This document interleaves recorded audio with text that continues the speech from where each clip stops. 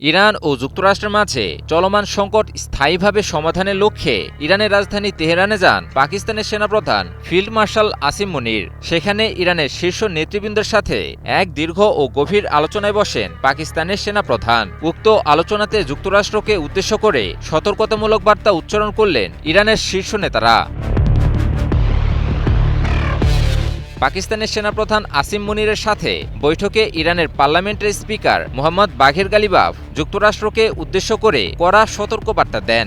Ghalibaf বলেন, ইরানি জনগণের অধিকার ও স্বার্থের ব্যাপারে যুক্তরাষ্ট্রকে কোনো রকম ছাড় দেওয়া হবে না।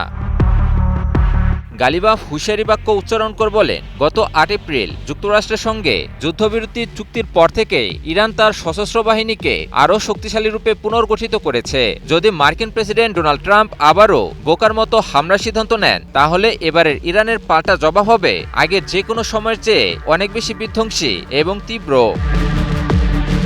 শুধু ইরানের পার্লামেন্টের স্পিকারই নয়, দেশটির প্রেসিডেন্ট ও পররাষ্ট্রমন্ত্রীর সঙ্গেও বৈঠক করেন পাকিস্তানের সেনাপ্রধান। বৈঠকে ইরানের প্রেসিডেন্ট মাসুদ পেজেশকিয়ান বলেছেন, যুক্তরাষ্ট্রের সঙ্গে আলোচনায় ইরান শুধুমাত্র তার ন্যায্য অধিকার পুনরুদ্ধার করতে চায়। এ সময় পেজেশকিয়ান অভিযোগ করে বলেন, যুক্তরাষ্ট্রের সাথে আলোচনার পূর্ব অভিজ্ঞতা ইরানকে অত্যন্ত সতর্কতার সঙ্গে অগ্রসর হতে শিখিয়েছে। অন্যদিকে ইরানের পররাষ্ট্রমন্ত্রী আব্বাস আরাকচির সাথেও বৈঠক করেন পাকিস্তানের সেনাপ্রধান আসিম মুনির। তেহরানে অনুষ্ঠিত ওই আলোচনায় যুদ্ধবন্ধে চলমান কূটনৈতিক প্রচেষ্টা, আঞ্চলিক উত্তেজনা কমানো এবং পশ্চিম এশিয়ায় সংঘাত বিস্তারের ঝুঁকি নিয়ন্ত্রণ নিয়ে বিস্তর আলোচনা হয়। এদিকে ইরানের পররাষ্ট্র মন্ত্রণালয়ের মুখপাত্র ইসমাইল বাঘাই বলেছেন, চলতি সপ্তাহে দুই পক্ষের মধ্যকার বিরোধগুলো কমে আসার একটি প্রবণতা দেখা গেছে। তবে এখনও এমন কিছু বিষয় রয়েছে যা মধ্যস্থতাকারীদের মাধ্যমে আলোচনা করা প্রয়োজন। আগামী ৩ বা ৪ দিনের মধ্যে পরিস্থিতি কোথায় গিয়ে দাঁড়ায় তা দেখার জন্য আমাদের অপেক্ষা করতে হবে।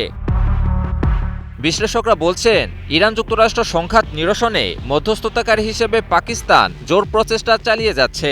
দেশটিতে ইরান যুক্তরাষ্ট্রের শীর্ষ নেতৃত্বকে নিয়ে আসার পাশাপাশি নিজ থেকে দুদেশের মধ্যে কূটনৈতিক আলোচনা এগিয়ে নিতে অসাধারণ ভূমিকা রেখে চলেছে পাকিস্তান। তারই অংশ হিসেবে এবার ইরান সফরে দেশটির শীর্ষ নেতৃত্বের সাথে এক দীর্ঘ আলোচনা করেন পাকিস্তানের সেনাপ্রধান আসিম মুনির। লাগছে মনে খুশির জোয়ার সবখানে, আর ঈদ লাগছে মনে বিকাশ পেমেন্ট সবখানে। ইরান যুক্তরাষ্ট্র আলোচনার এখন অবধি চূড়ান্ত কোনো সিদ্ধান্ত না এলেও বিভিন্ন সূত্র থেকে জানা যায়, আলোচনায় যথেষ্ট অগ্রগতি সাধিত হয়েছে এবং একটি চূড়ান্ত চুক্তির পথে এগুচ্ছে ইরান ও যুক্তরাষ্ট্র। মার্কিন প্রেসিডেন্ট ডোনাল্ড ট্রাম্প নিজেই দাবি করেছেন, ইরানের সাথে চুক্তি প্রায় চূড়ান্ত। কাতার ভিত্তিক সংবাদ মাধ্যম আল জাজিরা এক প্রতিবেদনে তুলে ধরেছে এমন খবর। তবে চুক্তির ধরন কেমন হতে পারে তা জানতে হয়তো আরও কিছুদিন অপেক্ষা করতে হতে পারে। ইমন আলী, নিউজ 24।